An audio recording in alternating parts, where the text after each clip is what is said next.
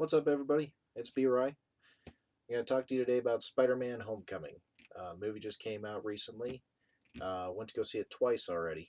And, I mean, we'll go ahead and I'll put it out there right now. There's going to be spoilers. So if you haven't seen it yet, go see it. Bookmark this page in your watch later list. And then once you see the movie, come back and watch it. But if you've already watched it, hey, you're in the right spot. So we'll just go ahead and dive right into it. Tom Holland is Spider-Man. Michael Keaton is the Vulture. Um, Marissa Tomei is Aunt May. So many good actors and actresses in this movie. They pulled it off really well. I was really impressed with what they brought to the table. Especially since we didn't have to see Uncle Ben die again.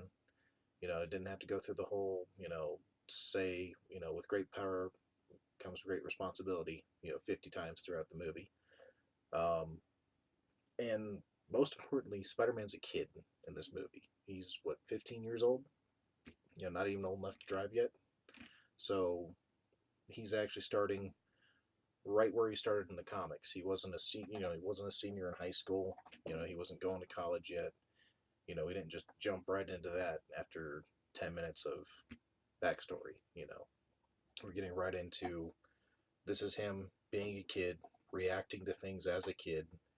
He just pulls it off really well. It was this is a Spider-Man that I've been wanting all along, and they finally gave it to us.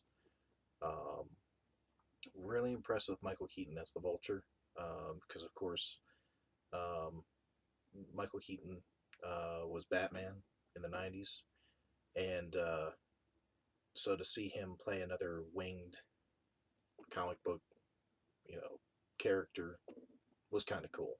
One of my favorite parts in the movie is when Spider-Man is fighting the Vulture for the first time, and it's at night, and Vulture's got a hold of him, but Spider-Man accidentally activates his parachute, and he gets caught in it and falls down to the water, and the Vulture's just kind of standing there like, what the hell? But as they pull out and you see Spider-Man splash into the water, you can see Vulture just kind of hanging there in front of the moon, just being silhouetted by the moon, so it almost looked like Batman.